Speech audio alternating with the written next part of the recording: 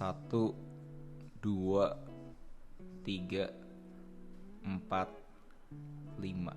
Udah 5 tahun lu mencoba mendapatkan apa yang lu mau, tapi lu selalu aja gagal.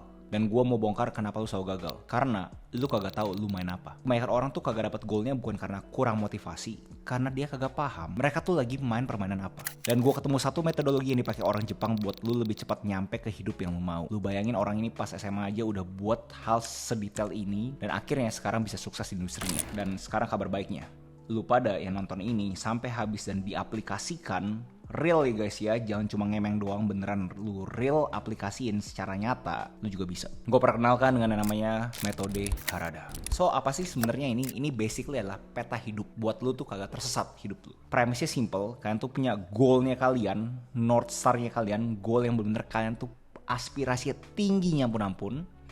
Itu di kotak pertama di tengah, dan abis itu kalian bikin lagi 8 pilar mengelilingi goal tersebut. Jadi 1, 2, 3, 4, 5, 6, 7, 8. Goal yang di tengah itu ada 8 pilar yang bakal ngebantu goal itu terjadi. Nah begitu udah dapat nih contributing pillars-nya, kalian breakdownin lagi nih. Di setiap pilar ini bikin lagi 8 kayak gini. Kalian ambil ke kiri atas nih, di tengah ini, jadi kan 1 di sini. Nah, apalagi nih aktivitas-aktivitas keseharian yang bisa ngebantu lu tuh dapetin pilar tersebut. A, B, C, D, E, F, G.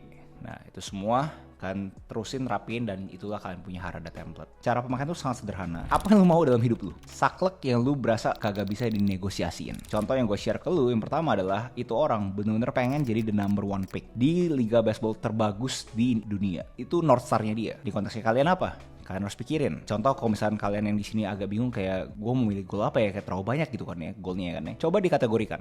Apakah kalian mau ngomongin kesehatan, health, wealth, kekayaan, atau relationship? Coba kalian pikirin aja. Apa tuh yang menurut kalian itu jadi number 1 goalnya kalian? So yang gue rasa semua orang itu bisa relate adalah apapun yang berhubungan duit. Gue asumsi di tengah tuh kalian tuh pengen dapat 100 juta per bulan. Contoh doang aja. Kan? Jadi kalian langsung mikirin untuk kalian dapat 100 juta per bulan, kira-kira contributing pillar siapa ya sih yang tadi 1, 2, 3, 4, 5, 6, 8 nih. Jadi contoh kalian breakdownin lagi, contoh adalah skill yang bisa menghasilkan segitu, high income skill. Terus mungkin kalian butuh offering, kayak penawaran apa yang bisa ngebantu kalian itu dapat 100 juta per bulan. Lanjut adalah distribusinya, kalian tuh main di mana aja, di media sosial kah, offline kah, apa tuh yang bisa ngebantu kalian bisa mendapatkan leads sampai 100 juta per bulan. Dan ngomong-ngomong leads, apa nih sistem salesnya atau cara closingnya yang kalian bakal pakai. Terus gimana caranya bikin orang itu puas sama kalian, after salesnya seperti apa. Terus berikutnya adalah kalian punya money management, untuk kalian itu bisa ke-track beneran kalian punya 100 juta per bulan. Dan begitu kalian udah dapet duit, investing rules-nya apa. Dan terakhir adalah kalian punya leverage, apa yang kalian mau compounding. Contoh kita mulai dari yang high income skills dulu guys ya. Nah kalau kita breakdown, kira-kira ada apa aja sih yang bikin kita itu bisa mengakuisisi skill-skill yang bisa menghasilkan sampai ratusan juta. 8 aktivitas siapa aja? Pertama mungkin kita langsung pick core skills. Contoh kita ngomongin sales, itu udah pertama kan ya. Kedua kita coba practice setidaknya 60 menit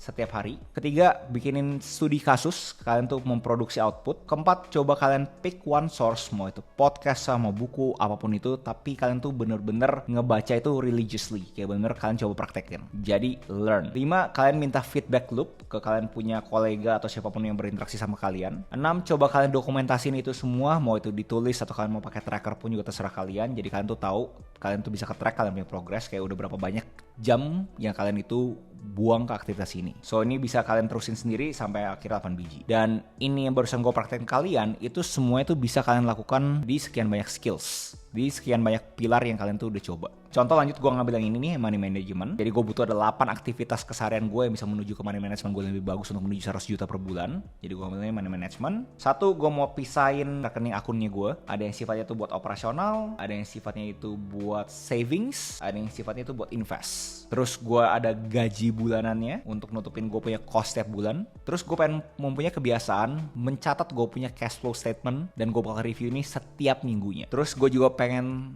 punya expense rules. Jadi contoh gue itu bikin suatu peraturan fiktif di mana gue nggak boleh membeli barang kalau misalkan di bulan tersebut itu gue nggak bikin 10 kali pendapatan dari pengeluaran tersebut. Jadi contoh gue pengen beli suatu barang harganya 100 juta, kalau misalkan di bulan tersebut gue nggak menghasilkan 1M, gue nggak mau beli barang tersebut. Nah, habis itu gue pengen gue itu nggak boleh upgrade gue punya lifestyle sampai gue ada new revenue stream. Terus gue mau otomisasi gue punya emergency fund. Jadi setiap kali gue dapat gaji segala macam yang bisa gue sisihin langsung masuk ke suatu fund yang itu sifatnya itu darurat. 7, gue mau nge-track gue punya savings rate yang gue belajar dari Morgan Housel nih, dimana saat pendapatan kita naik, jangan sampai kita punya pengeluaran juga ngikutin. Jadi sama aja dong kita save kan. Savings rate kita pun juga harus lebih tinggi dibandingkan kita punya investment rate. 8, bikin yang namanya guilt free spending setiap 1 tahun sekali. Apa itu maksudnya guilt free spending? Jelasnya kalau misalnya duitnya kita cuma kumpulin tapi nggak pernah nikmatin, pastinya kita juga berasa ngapain kita ngelakuin ini semua. Gue rasa ada satu dana yang benar-benar kita harus alokasikan untuk kita guilt free. Kita tuh nggak berasa bersalah kalau misalnya kita mengeluarkan itu menurut gue juga penting. Dan ini semua akan ngebantu gue punya manajemen lebih bagus lagi untuk menuju bisa mendapatkan 100 juta per bulan lebih gampang lagi. Nah ini kalian udah kebayang ya sifatnya finance, tinggal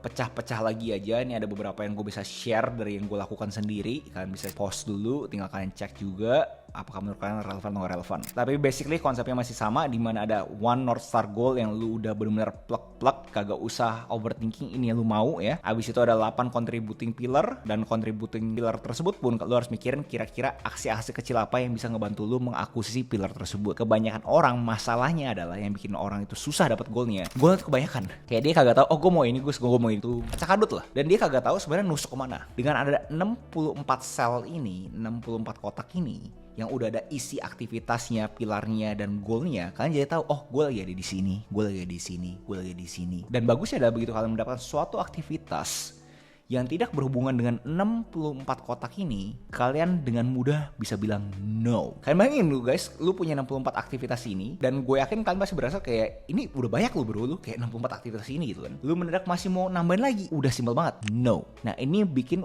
hidup lu bakal lebih disiplin lagi, bakal bikin hidup lu lebih konsisten lagi. Udah fokus aja ke 64 kotak ini. Goalnya bisa apapun ya guys ya. Tadi gue tuh cuma kasih health, wealth, relationship hanya untuk lu itu bisa dapat suatu referensi. Apakah harus ada hubungan sama kesehatan kekayaan? Itu ya sebenarnya semua bisa jadi satu goal kan. Contoh misalkan di sini kalian yang mungkin sudah berkeluarga segala macam, kalian pengen jadi kayak kepala keluarga yang punya bisnis dan bisa jadi ayah dan suami yang baik. Contoh doang. Itu adalah soul goalnya kalian. Nah itu goalnya kalian itu kalian breakdownin lagi sama lagi. Kalian bikin 8 kotak pilar menuju kalian punya goal tersebut. Contoh untuk bisa jadi orang yang seperti ini, menurut gue pasti butuh fisiknya bagus. Karena kan harus bisa main sama anak segala macam. Terus harus bisa jadi provider, berarti punya kemampuan pengusaha, mindset pengusaha. Jelasnya dengan ngejuggling ini semua pasti butuh suatu mental yang luar biasa, emotional resilience. Terus kalian itu tahu gimana caranya itu menasehati atau memberikan wejangan kalian punya anak. Jadi kalian itu memang sudah punya tujuan terhadap kalian punya gaya parenting, purposeful parenting. Terus karena ini juga ada hubungan sama kalian punya pasangan, kalian bisa taruh juga loving partnership. Dan kalian nggak pengen karena itu terkesan kayaknya orang itu sangat selfish. Kalian pengen selalu belajar, kalian taruh juga mungkin di sini continuous learning, mempunyai karakter dan integritas yang bagus untuk keluarga kalian, dan bisa fokus. Ini udah ada 8 pilar kan. Tinggal kalian ambil lagi nih. Contoh di sini kalian pengen mempunyai mental yang lebih sehat lagi, emotional resilience yang kuat. Kalian pikirnya ya 8 biji apa aja. Contoh kalian berasa aktivitas jurnal itu ngebantu kalian punya mental. Terus kalian coba identifikasi apa yang bikin kalian bete setiap harinya. Buat kalian tahu setiap kali ada kejadian tersebut kalian tuh bisa lebih gampang mitigasinya. Belajar meditasi, atau kalian di sini yang sangat spiritual bisa ngomongin berdoa, bersyukur, beribadah lebih banyak lagi. Dan itu relate terhadap kalian itu harus bisa bersyukur di malam hari. Terus setiap kali ada hal yang kagak enak, kalian bikin yang namanya bounce back list. Jadi kalian tahu walaupun kalian kalah sekarang, tapi di kemudian hari bisa aja menang lagi. 6, buat kalian itu lebih banyak pembelajaran, mungkin kalian taruh lagi baca buku. 7, track progressnya kalian setiap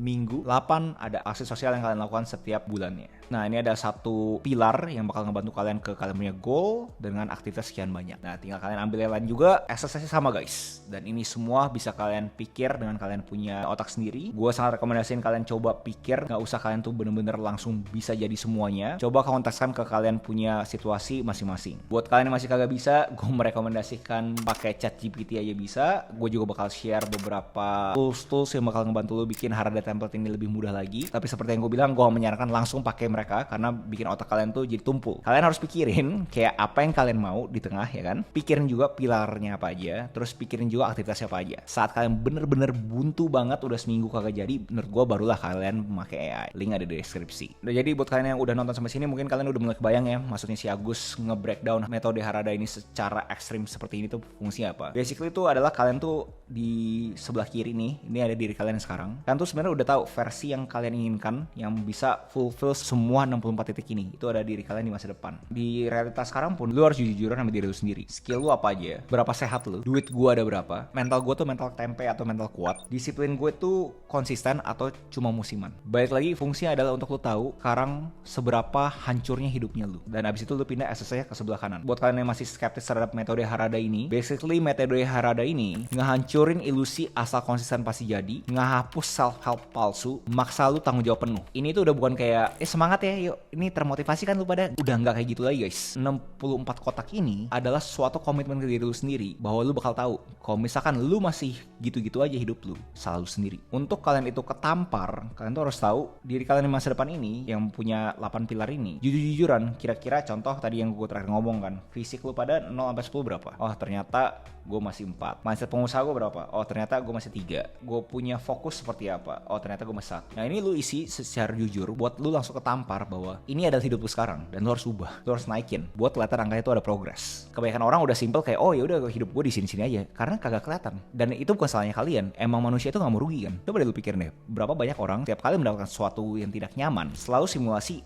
nanti gue bisa rugi. Mendingan gue nggak ngerjain ini semua. Dan gue yakin di sini ada beberapa dari kalian berasa udah gue mau nonton lagi karena gue takut. Semakin gue ngerti apa yang harus gue lakukan, misalkan nggak enak gimana? Nah kebanyakan orang seperti itu. Tapi ada 1% dari kalian gue yakin pasti abis ini kalian ngelakuin ini semua buat kalian tuh kebayang oh ternyata gue salah di sini. Tapi kebanyakan orang pasti dapat yang namanya the ostrich effect, dimana kecenderungan untuk tidak melihat kerugian karena dia tuh kagak suka merasakan kerugian. Mendingan gue nggak usah lihat. Jadi gue harap video hari ini benar-benar konkret banget, bisa ngebantu kalian itu bisa mendapatkan goal yang kalian inginkan selama 365 hari ke depan. Gue yakin ini sangat konkret. Yang sekarang kalian butuh adalah komitmen terhadap ini peta, nggak cuma buat main-main tapi beneran peta hidup. Komit ke 64 titik ini. Jangan komit ke hal yang lain. Buat kalian yang pengen coba lebih detail lagi cara nge-track progresnya gimana bro segala macam, gue juga ada habit 30 tracker, bahkan ada goal tracker, ada to-do list tracker, ada expense tracker, itu semua ada di link di deskripsi. Kalau misalnya kalian pengen dapat dari tulisannya Agus Halim, kalian bisa cek juga habit 30 newsletter, itu gue juga ada hal-hal yang gue berasa insightful seperti yang kalian bisa lihat. So itu aja video essay gue hari ini.